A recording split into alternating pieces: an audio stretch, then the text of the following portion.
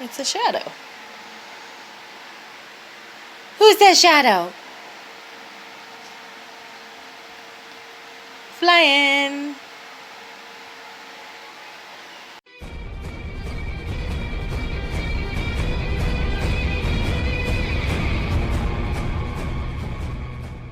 Angle on my there, shoulders are better. Since that doesn't really have like any of me in the frame. We're gonna have to move even closer. Okay. Ba ba ba. Since I've got no idea what to do with my shoulders. This feels way too chill, but I suppose it'll work. Since I'm a stay-at-home mom,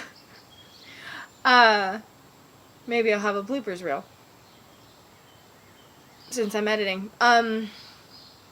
I only have interaction with my 6 kids all day long throughout the whole week.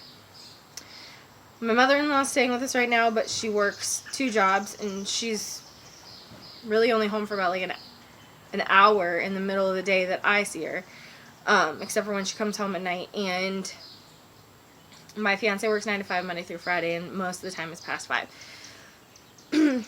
I have 6 kids. 6 kids, blended. So I have a stepdaughter who's 11, a biodaughter who's 10, a stepdaughter who's 6, a stepson who's 5, our first boy together who's 2, and then our last boy together who is like 8 or 9 months now. Totally unexpected, but totally different story. So, like, I have multiple levels of communication to have with my kids. So it's not like I'm only at home talking to toddlers all day long. But it's still mom speak. You know, there's still mom topics, conversation. It's, you know, it's still children. It's still my children. So I think that helps that I have multiple age groups to talk to, or interact with, I guess I should say, throughout the day. But then when it comes to, like, a weekend and I have an extended period of time to spend around an adult of any kind, I just blah blah blah blah blah blah blah. Like, I am like Roadrunner on speed, and I don't know when to shut up. I talk about the most random stuff. I repeat myself because I expect somebody to be like, I don't know, as engaged with the conversation with me as I am trying to be maximally engaged with somebody else. And I noticed it a lot on Saturdays, but especially since Doug is at the ER right now about his heel. That's been hurting him for a while, but it is hurting him now for a much extended period of time. Normally it like is okay again by morning, but this morning he woke up and he was still in as much pain as he was last night, even after I gave him a foot massage, which is really abnormal, so he went to the ER. So I just have my mother-in-law upstairs to talk to, or upstairs. I have my mother-in-law at home to talk to. And I'm just like serious Roadrunner on speed, conversating with her about completely useless things. And what's dangerous about that is that I feel like conversations go into this like really weird, completely nonsense space where even though I already know I'm not easy to conversate with at that level, I'm like extra not easy to conversate with when they're just random freaking things. Completely unnecessary, just the most random things in the world. And I know this about myself. I've always known this about myself. Everybody has always made it very, very, very, very, very, very apparent to me that I am not easy to talk to because I ramble. And I ramble a lot. I ramble more often than I have coherent conversations.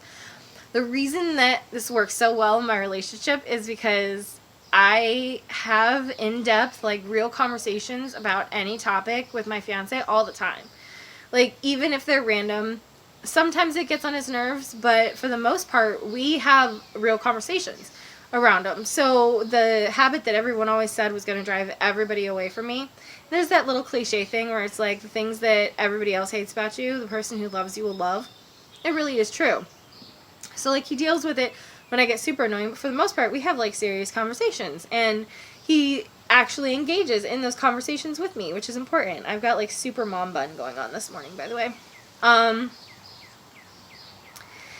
And I absolutely love him for it. But there are a lot of times when I'm like, I feel like I should find some way to interact with other adults throughout the week so that when the weekend comes, I'm not spastic about it.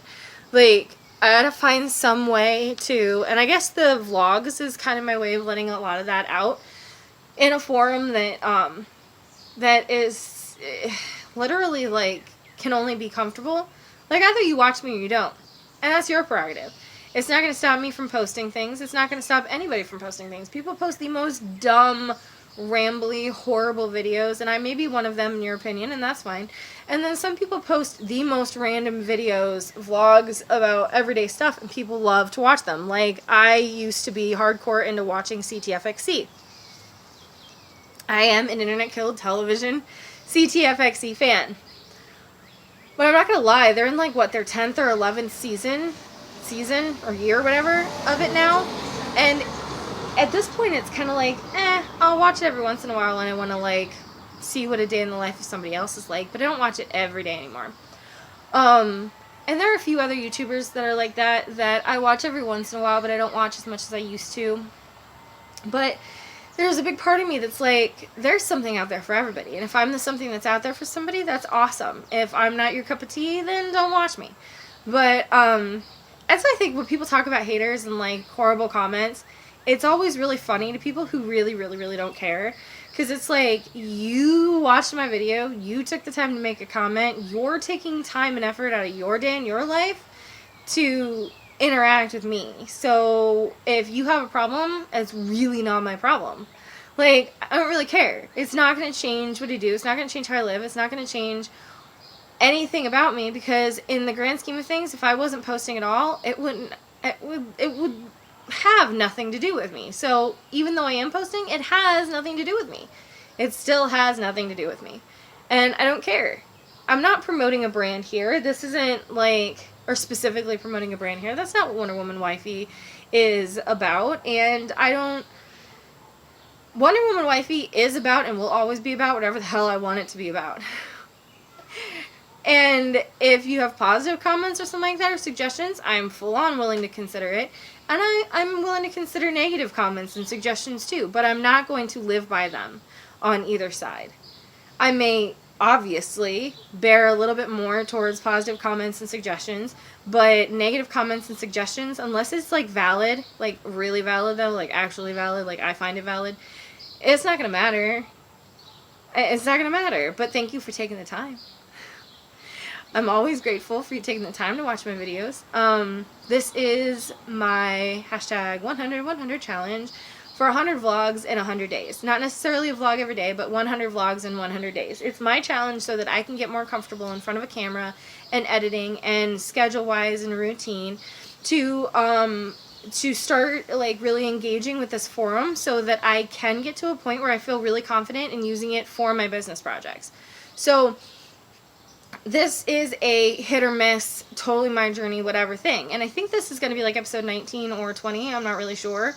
But in any case, I think maybe any of my other videos have been viewed like 3 times. Not all my videos have been viewed 3 times. I think I have 3 total views out of those like 18 episodes. And that's fine. That's fine right now. But if I hit a niche, whatever. If I hit a hotspot in the entire series of 100 vlogs, chances are you're going to like take a look at some of the other ones. I'm going to reference back to some of the other ones, you know what I mean? So just because they don't have views now doesn't mean they won't have views in the future. And shoot, if I drop off this and I don't complete the 100 vlogs in 100 days thing, and maybe 3 years from now somebody starts to get into it, that's cool too.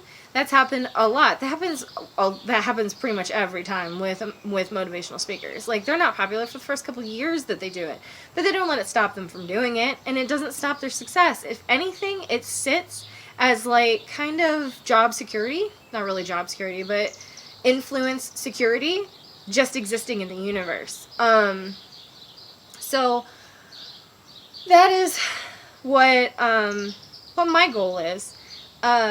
It helps me to have a forum to alleviate moments of tension where I am either not performing at a capacity that makes a difference, or performing at a spastic capacity that is uncomfortable for me. This whole challenge is to kind of build my confidence and my comfortability with the forum. And in order to build comfortability and confidence, I have to fail.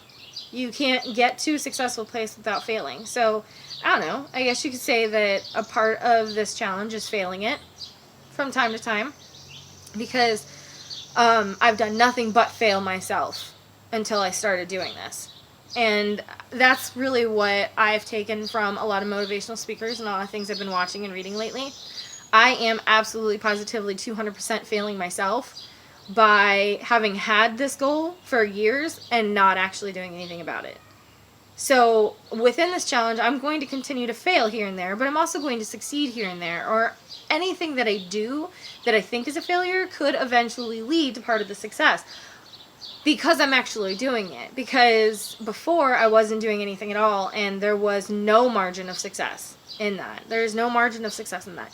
And you can go to school, or you can take a course, or you can watch a YouTube video, or you can get certified in whatever the hell you think you want to get certified in.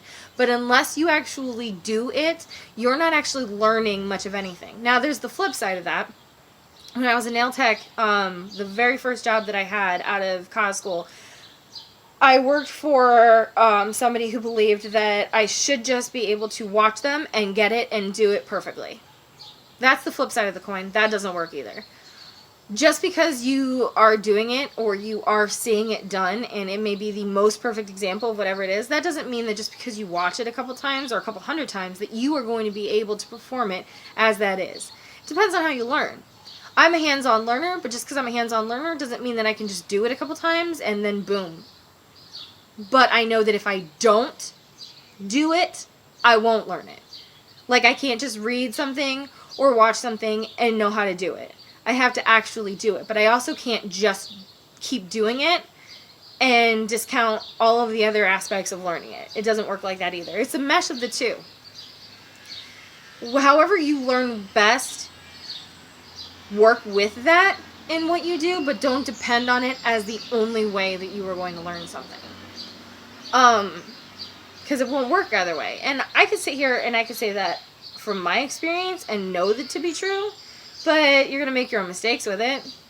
Because like I said, you're not just going to watch this video and automatically be like, you know what, she's right, I'm going to just go do it and it's going to be great. But let it inspire you to do so. Or watch it over and over and over and over again, continuing to make it inspire you so much that you make yourself try. Which is why clever coaching is really heavy on my heart, because you need to be stubborn about your goals but flexible about your methods. For all you know, that thing that you are avoiding trying because you think you won't like it, or you think you're not good at doing it that way, or you think it's useless, what if that's the key? What if that's the missing link and you love it, or you end up being really good at it, or you're really good at it and you don't necessarily love it but it really works for you, or you really love it, not so good at it, but you still want to do it because you love it so much. All of those are completely valid. They're valid, they're great, they're necessary in the grand scheme of life to do things. Nothing is cut and dry. I think that's where kids get so discouraged, because they feel like since they did bad at doing something one way, that they're just not good at it at all. And that's not true. And I know that it's really hard for teachers in the classroom to be able to take 25 students and help each one of those 25 students individually do it in a way that works for them. That's impossible for them to do. That's what our job is at home as parents.